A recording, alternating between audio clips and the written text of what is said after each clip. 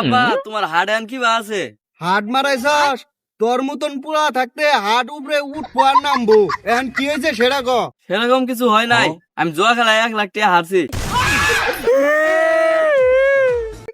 আমার রক্ত পানি করার টিয়া। দূর, তুমি তো আমার দাদারে বুঝাই ভাই সব টাকা হাতাই নিছ। শালার বেটা কথাবার্তা সাবধানে কবি, একটা ভেস মেরে গলার বান্ধন ছিড়ালাম। ইদুলে বাজারে যাচ্ছেন, বিড়ি মিড়ি নাই, বিড়ি শেষ হয়ে গেছে গা। মোটর সাইকেলটা টান দিয়া যায়, বিড়িটা নিয়ে আইগা। কোন মোটর সাইকেল? কোন মোটর সাইকেল মানে?